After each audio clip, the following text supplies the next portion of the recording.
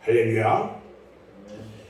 오늘 또 거룩하고 복된 주일 아침에 은혜를 사모해서 예배의 자리에 나오신 사랑하는 여러분 모두에게 하나님의 크신 은혜와 사랑과 은총이 충만하게 임하시기를 주님의 이름으로 축원합니다. 아멘.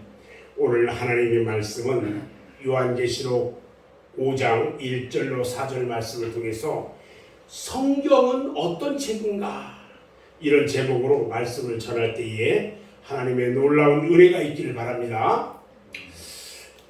여러분들이 잘 아시는 세계적인 부흥사 미국의 무디 목사의 예화를 보면 어떤 한 신자가 목사님에게 와서 성경을 내놓습니다. 그리고 이것은 당신의 성경입니까? 하고 물었어요.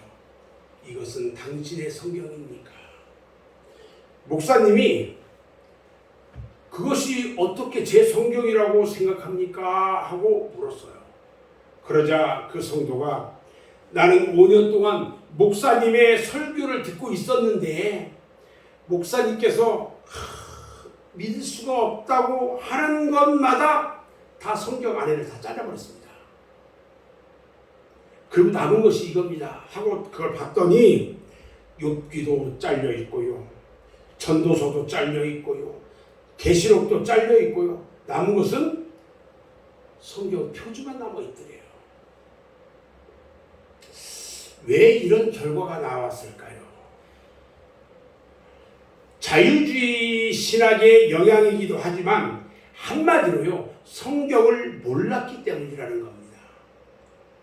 성경의 겉내용만 보았지 성경의 진정한 의미를 보지 못했기 때문이에요. 성경이 마치 인봉한 책으로 보인다는 것을 참으로 비극이라고 생각해요. 왜 성경이 인봉한 책이라고 생각하느냐는 거예요. 하나님께서 우리 인간에게 주신 최고의 선물은요, 죄인의 구원자 예수 그리스도를 이 땅에 보내주신 것입니다. 그런데 그 복음이 이 기록되어 있는 성경을 모른다면 우리가 어떻게 알고 어떻게 받아들일 수 있느냐는 거예요. 우리 예수님께서 우리를 위해서 그 고통의 십자가 위에서 몸 찢기고 피 흘려주셨어도 우리가 그 진리를 모른다면 아무 소용이 없는 일이 되고 말 것이라는 겁니다. 참고로요, 요한계시록은요, 복음의 힌트들로 가득 차 있어요.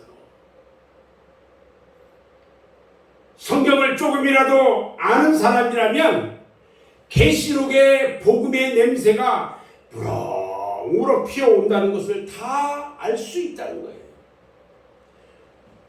오늘 우리가 읽은 요한계시록 5장만 해도요, 대속의 어린 양이라든지 메시아를 지칭하는 유대지파의 사자 다윗의 뿌리라든지 하나님 백성들을 비롯한 피조물들의 구원의 찬양, 그리고 7영이라고 하면서 온전케 하시는 성령을 강조한 표현 등 하나님의 큰 일이신 구원의 놀라운 진리를 담고 있다고 해석할 수가 있습니다. 자, 그러면 이 성경이 과연 무엇일까? 저는 몇 가지로 생각해 봤어요. 첫 번째는요, 성경은 구원을 기록한 책입니다. 오늘 본문 5장 1절에 내가 봅니다. 보좌에 앉으신 이의 오른손에 두루마리가 있으니 이렇게 말합니다. 여기 보좌에 앉으신 이는 성부와 하나님을 가리키는데 보좌에 앉았다는 이야기는 구속사역의 중심 가운데 있는 그 중심이 누구냐? 성부와 하나님이라는 것을 우리에게 보여준다는 겁니다. 즉 모든 죄인 구원의 역사가 아버지의 주권 하에서 일어난다는 말입니다. 아버지 하나님의 뜻이 없으면 아무것도 일어날 수가 없는 겁니다. 이 보좌에 앉으신 하나님의 의도가 있어요. 디모데전서 2장 4절 말씀을 보면 하나님은 모든 사람이 구원을 받으며 진리를 아는 데 이르기를 원하신다 그랬어요. 그리고 베드로후서 3장 9절에도 말합니다. 오직 너희를 대하여 오래 참사 아무도 멸망치 않고 다 회개하기에 이르기를 원한다 그랬어요. 그래서 어느 누구도요 구원에 대해 실망해서는 안 됩니다. 그런데 왜 하나님께서 보좌에서 두루마리를 가지고 계실까? 하나님의 다스리심 그것이요 곧 구원이고 하나님의 나라이기 때문입니다. 우리가 하나님과 우리 구주 예수 앞에 엎드려서 그를 믿고 받아들이면 그를 주로 부르고 높이고 순종하고 복종함으로 그의 다스림을 받을 때에 성령이 우리에게 임하셔서 진정한 구원을 누리게 된다는 것입니다. 아멘. 그리고요 하나님께서 보좌에서 두루마리를 가지신 것은 성경의 진리로 죄인들을 구원하시고 계시기 때문입니다. 성경이 구원의 진리를 담고 있기 때문입니다. 그래서 고린도전서 1장 21절 말씀에 보면 이 세상이 자기 지혜로 하나님을 알지 못하므로 하나님께서 전도에 미련한 것으로 믿는 자들을 구원하기를 기뻐한다고 말씀하셨어요. 여러분 성경은요 구원을 기록한 책입니다. 아멘. 두 번째 성경은 뭐냐? 예수의 복음을 기록한 책입니다. 오늘 다시 요한계시록 5장 1절을 보면 오른손에 두루마리가 있다고 했어요. 성부 하나님의 손인데 왼손도 아니고 왜 오른손일까? 성경에서 오른손은요 능력과 힘과 구원과 도움을 의미합니다. 그러니까 하나님의 오른손은요 그냥 강한 팔이 아니라 자기 백성에게 구원을 펼치는 구원의 능력과 힘을 상징한다는 것입니다. 아멘. 그래서 이사야서 53장 1절에 말하기를 우리의 전한 것을 누가 믿겠느냐? 여호와의 팔이 네게 나타났느냐고 했는데요. 여기 하나님의 팔이 구원자 예수 그리스도로 나타나는 것을 우리가 알 수가 있는 것입니다.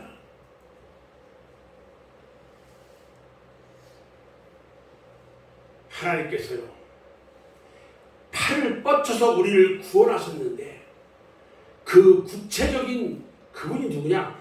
예수 그리스도라는 것입니다. 그러므로 하나님의 오른손에 두루마리 책이 있다는 것은요 하나님께서 예수 그리스도를 통해 이룩하신 구원의 복음을 우리에게 암시해 주고 있어요. 구원의 이 예수 복음이요 우리의 구원과 깊은 관계가 있어요. 구원의 복음을 전해 듣고 믿어야 구원을 받는다는 것이 성경의 대진리입니다. 예수님이 나의 구주라는 사실을 여러분 믿으셔야 합니다. 아멘. 그래서 로마서 10장 8절로 9절에 이렇게 말씀합니다. 그러면 무엇을 말하느냐? 말씀이 내게 가까워 내 입에 있으며 내 마음에 있다 하였으니 곧 우리가 접하는 믿음의 말씀이라. 네가 만일 내 입으로 예수를 주로 시인하며 또 하나님께서 그를 죽은 자 가운데서 살리신 것을 네 마음에 믿으면 구원을 받으리라 말씀하셨어요. 또 사도행전 16장 31절에도요 주 예수를 믿으라 그리하면 너와 내 집이 구원을 받으리라고 말씀하고 계신 것입니다. 세 번째 성경은 뭐냐?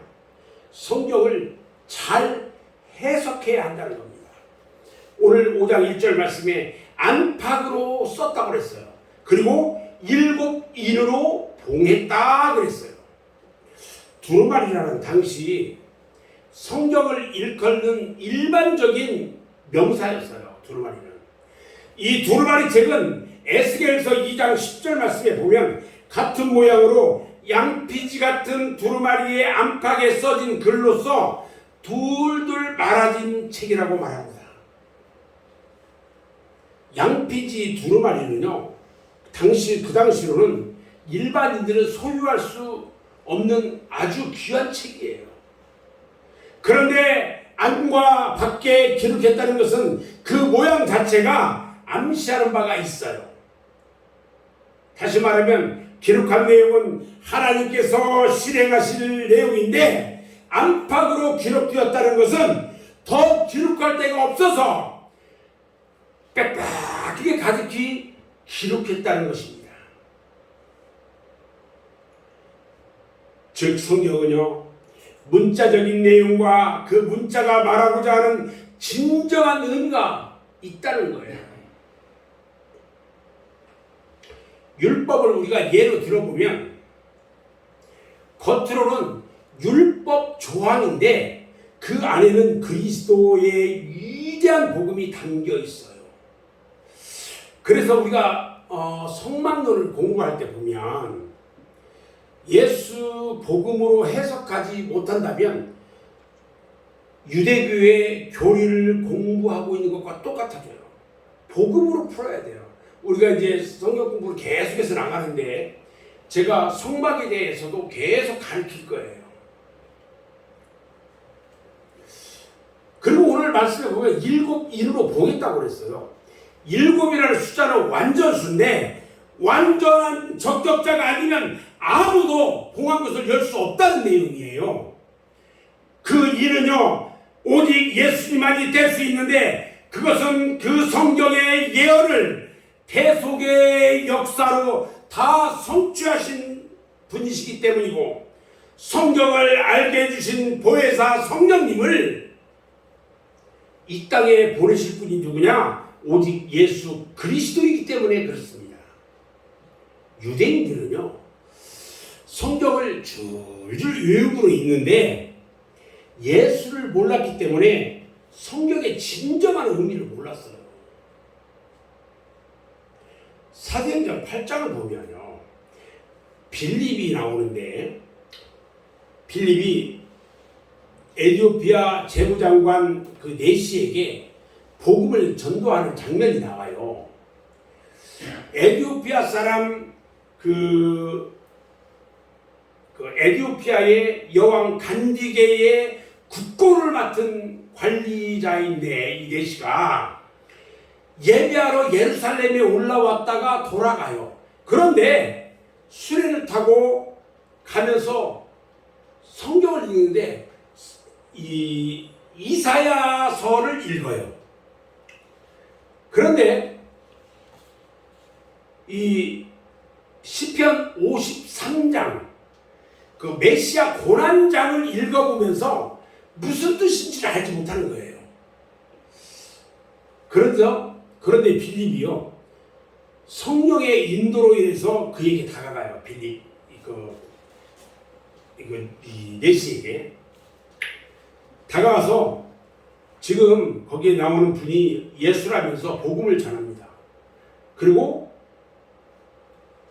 같이 이렇게 쭉 가다가 물이 있는 곳에 이르러가지고 그 네시가 말합니다.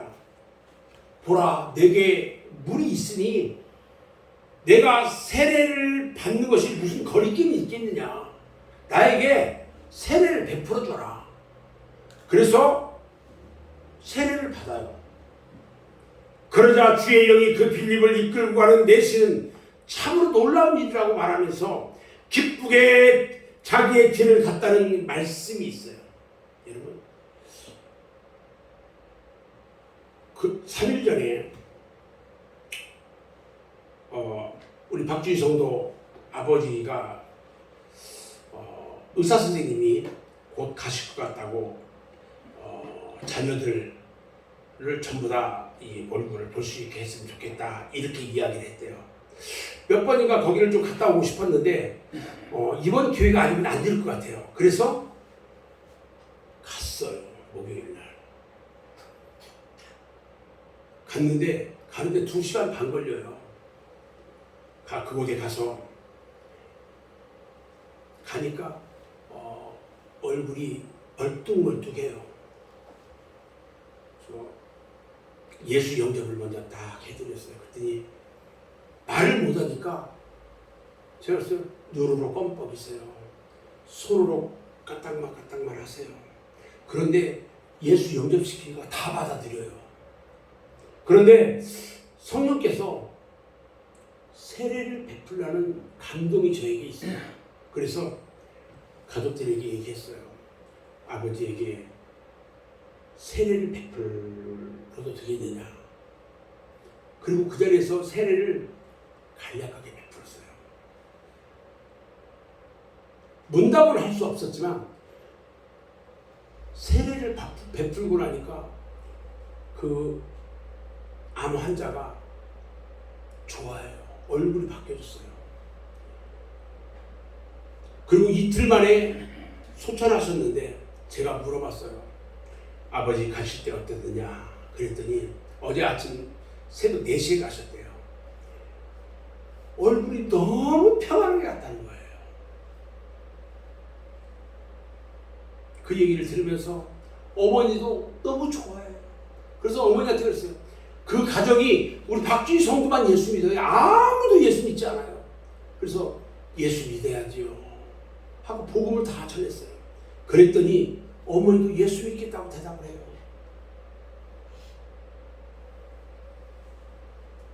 사랑하는 여러분, 하나님께서는 우리들을 위해서 예수 그리스도를 통하여 모든 구원의 공로를 다 이루어 놓으셨습니다.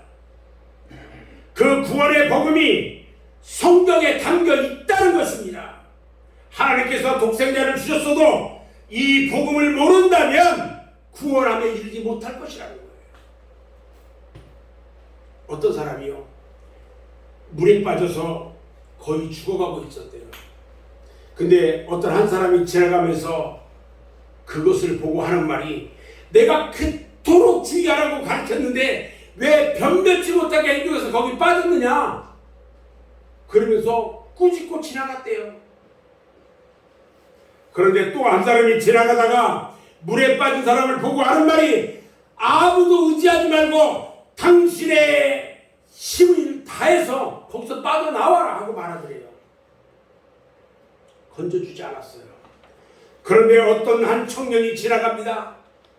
지나가다가 물에 빠진 사람을 보고 스스로 거기서 기어 나올 가망이 전혀 없어 보이니까 자신이 물속에 들어가서 죽어가는 자를 끌고 나와가지고 인공호흡을 시키고 상처를 치료하고 옷을 입혀서 그 사람의 집에까지 데려다 주었다는 겁니다. 우리는 세 사람의 모습을 봤어요. 여기서 지나가던 첫 번째 사람은요, 공자의 유교 사상을 가지고 있는 사람이에요. 두 번째, 네 스스로 나오라고 했던 그 사람은요, 석가의 불교를 지향하는 사람이에요. 그리고 마지막 사람은요, 예수 그리스도의 기독교를 우화를 빌어서 설명하고 있는 것입니다. 이와 같이 유교는요, 윤리적으로는 사람의 돈을 가르쳐서 잘못을 전체적으로 경책만 합니다. 불교는요, 엄밀히 말하면 무신론으로 자력으로 구원 얻은 지식을 말하고 있고요, 아직도 그 명확한 길을 가르치지 못합니다. 그런데 예수님은 인간 스스로 구원을 얻을 수 없음을 아시고 하나님이셨지만 인간의 형상을 하고 이 땅에 오셔서 죄값을 대신 지으시고 우리를 구원해 주신 것입니다.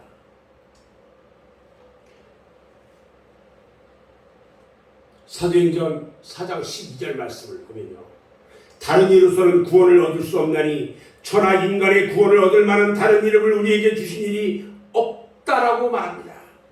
그 진리가 성경에 담겨 있는데 사람들은 성경을 보면서도 그 진리를 잘 믿지를 못해요.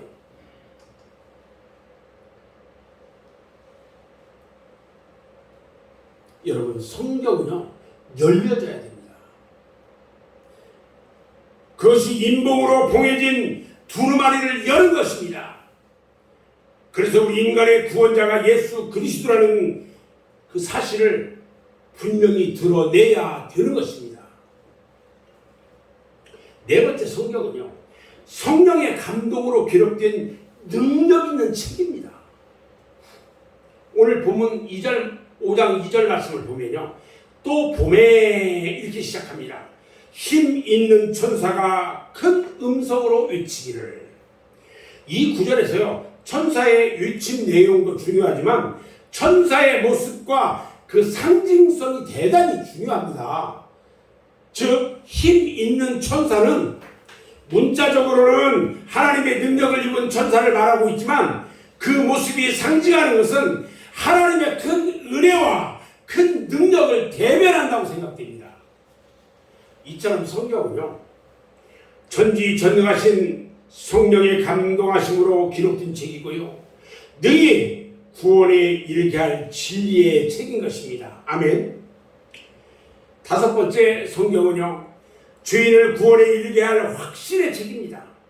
오늘 본문 5장 2절에 천사가 큰 음성으로 외쳤다고 그랬어요. 여기에 천사의 큰 음성은 무엇을 의미하냐?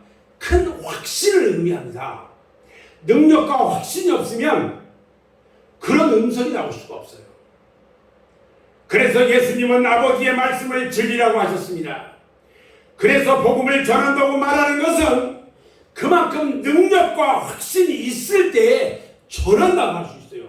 여러분들이 복음을 전할 때, 믿지 않는 사람들에게 복음을 전할 때 내가 예수에 대한 확신이 있으면 전하게 된다는 것입니다. 데살로니가전서 1장 5절로 7절 말씀은 이렇게 기록합니다. 이는 우리 복음이 너희에게 말로만 이른 것이 아니라 또한 능력과 성령과 큰 확신으로 된 것입니다. 우리가 너희 가운데서 너희를 위하여 어떤 사람이 된 것은 너희가 아는 바와 같으니라. 또 너희는 많은 환난 가운데서 성령의 기쁨으로 말씀을 받아 우리와 주를 본받는 자가 되었으나 그러므로 너희가 마게도냐와 아가야에 있는 모든 믿는 자의 본이 되었느니라 말씀하셨습니다. 여섯 번째, 성경은요, 오직 예수의 책이에요. 오늘 2절 말씀에 누가 그 두루마리를 펴며 그 일을 떼기에 합당하냐고 그래요. 여러분, 두루마리를 편다는 말은요, 또 그 일을 뗀다는 말은 같은 말이에요. 표현이 다른 것 같지만 같은 동의어란 말이에요. 그런데 여기 합당하냐는 질문, 그 일을 떼기에 합당하냐는 질문이요, 보통 사람으로는 합당하지 않다는 의미가 있어요. 아무나 그 일을, 봉인한 것을 뗄 수가 없다는 거예요. 자, 여러분, 성경에 합당한 분은 누굴까요? 여기서 합당이라는 그 용어가요, 그냥 아무 의미 없이 기록된 것이 아니에요. 성경의 배경을 가지고 있는 용어예요. 합당이라는 말이. 사도행전 13장 22절 23절 말씀을 보면 패하시고 다윗을 세우시고 증언하여 이르시되 내가 이새의 아들 다윗을 만나니 내 마음에 맞는 사람이라 내 뜻을 다 이루리라 하시더니 하나님이 약속하신 대로 이 사람의 후손에서 이스라엘을 위하여 구주를 세우셨으니 곧 예수라, 이렇게 말씀합니다. 그리고 요한복음 8장 29절에서도 말합니다. 나를 보내신 이가 나와 함께 하시도다. 나는 항상 그가 기뻐하시는 일을 행함으로 나를 혼자 두지 아니하셨다, 이렇게 말씀하셨어요. 그러니까 계시록에서 합당이라는 용어 선택에도요, 예수 그리스도의 복음이 철철 넘치고 있다는 거예요. 예수님 말고는 그 책을 열 자가 없다는 것입니다. 또 성경은 어떤 책일까? 일곱 번째, 인간 스스로는 알 수 없는 책이라고 했어요. 오늘 3절 말씀을 같이 보면 하늘 위에나 땅 위에나 땅 아래에 능히 그 두루마리를 펴거나 보거나 할 자가 없더라 그랬어요. 하늘 위에도 땅 위에도 땅 아래에도 능히 그 두루마리를 펴거나 보거나 할 자가 없다는 것은 사람도 천사도 그 적격자가 아니라는 겁니다. 오직 하나님이신 예수 그리스도만이 인봉을 뗄 자라는 것입니다. 아멘.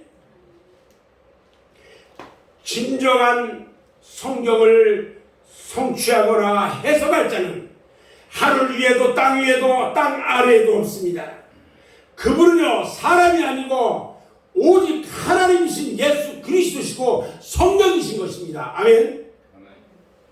하나님께서는요 그 사실을 깨닫게 하기 위해서 이스라엘 백성들에게 1500년 동안 율법을 주셨고요 그 결과를 보여줬어요.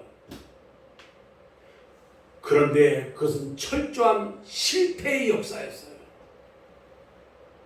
이 진리가 얼마나 중요했으면 이스라엘 백성들이 율법 앞에 무력한 존재임을 그렇게 오래도록 체험할 수 있게 했느냐는 거예요.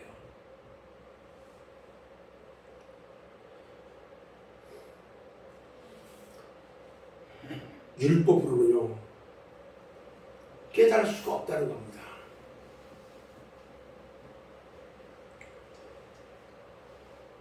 베드로후서에 보면은 베드로후서 3장 16절에 보면 무지한 자들과 굳세지 못한 자들이 다른 성경과 같이 그것도 억지로 풀다가 스스로 멸망에 이르렀다 이렇게 표현하고 있어요. 이 세상에 무수한 이단 사이비들이 성경을 지 맘대로 해석하다가 이야기합니다. 그 교훈을 망각하고 지금도 계속해서 이단의 대열에 가담하는 어리석은 사람들이 너무 많아요. 여러분 아닌 것은 아니에요. 요즘 대학교에 가면은 그룹 동아리들이 꽤 많은데 그 중에 하나님의 교회 이 사람들이 동아리를 만들어 가지고요 이제 그동안 공부만 하다가 이제 막 나온 그 대학생들 그들이 성경 비슷한 게 이 우리 성경 공부하자고 하면서 그동안에 예수 믿었던 잠깐 믿었던 그 공부하던 학생들을 꼬여가지고요 전부 다 그쪽으로 이단으로 끌고 가요. 하나님의 교회 신처지 애들이요 얼마나 많이 하는지 제가 우리 대학생이 있잖아요. 그런데 가지 못하게 하려고 여기서 그 아들을 위해서 기도하는 거예요. 저희 주변에요 성경을요 얼마나 열심히 공부하러 다니는지 뭔가 봤더니 신천지예요. 여러분 성경 공부한다고 아무데나 쫓아가면 안 됩니다. 큰일 납니다. 다시는 빠져나올 수 없어요. 성경 이해하는 것은요 아주 중요한 문제입니다. 오늘 5장 4절에 보면요 그 두루마리를 펴거나 보거나 하기에 합당한 자가 보이지 아니하기로 내가 크게 울었다 그랬어요. 요한이 통곡하면서 울고 있는데요 그것은 하나님의 구원이 담긴 두루마리를 열 수 있는 합당한 자가 없더라는 거예요. 말씀을 보고 싶은데 말씀을 열어주는 사람이 없더라는 거예요. 하나님께서 구원의 도리와 삶의 교훈이 담긴 성경을 열어주셨음에도 보는 자의 눈이 어두워가지고 닫혀있다면요 누가 하나님 나라에 동참할 수 있겠냐는 거예요. 성경은 분명 개봉된 책이라고 했는데 많은 사람들이 다 닫혀있는 책이라고 생각한다는 거예요. 왜 그럴까요? 사람의 방법으로 해석하려고 해서 말씀이 안 풀리는 거예요. 계시록은요 기본적으로 성경을 아는 사람이라면 성령의 도우심으로 누구든지 해석이 가능한 책이에요. 개혁주의 성경 해석법처럼 성경을 성경으로 해석하고 신약으로 구약을 해석하고 정통신학의 기본 틀 안에서 해석하고 성령의 도우심으로 해석해야 하는데 세속적인 역사와 전쟁 시나리오에다 맞춰가지고 성경을 해석하려고 한다는 겁니다. 계시록에요 전쟁 용어가 참 많아요. 이스라엘의 전쟁사라든지 이런 것들 보면 그 전쟁 용어들을 이 동원하고 썼다고 해가지고 전쟁에 관한 책이라고 생각을 한단 말이죠. 변하지 않는 성경을 변화무쌍한 세속 역사에다 맞추다 보니까 세속의 역사가 변하면 해석도 변하고 제각각 들고 마는 거예요, 그냥. 그런데 여러분 계시는군요. 구원의 책이에요. 신부단장을 시켜서 하나님 나라에 참여시키는 천국 복음의 책이라는 거지요. 패역한 세대에서 구원을 받아가지고 거룩함에 이르는 성화의 책인 것입니다. 세상의 정체, 인간의 정체, 중생과 부흥 운동을 비롯한 여러 가지 영적 주체에 관해서 비유와 상징을 동원해서 자세히 알려주는 영적 교과서인 것입니다. 여러분, 성경을요 교리적으로 알아야 합니다. 그것을 자신에게 구체적으로 적용해야 되는 것입니다. 아멘. 예를 들어서요, 보혈의 공로를 아는데 그치지 말고 그 보혈의 공로, 양심과 저주에서 자유함을 누려야 합니다. 그리고 하나님 앞에 사는 데까지 나가야 되는 것입니다. 저는 이제 말씀을 정리할 건데요, 성경은 성령의 감동으로 기록된 책입니다.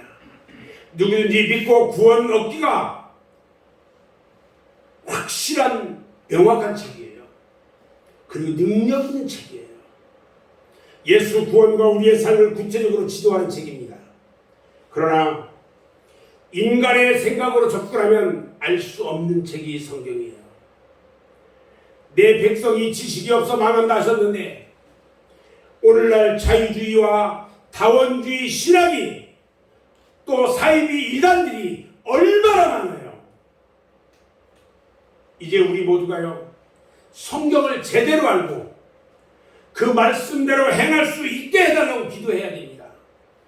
그리고 나가서 진리를 맡은 하나님의 종들이 더 잘 일할 수 있도록 더욱 힘써 기도하는 복된 여러분 모두가 되어지기를 주님의 이름으로 축원합니다. 아멘. 기도하겠습니다.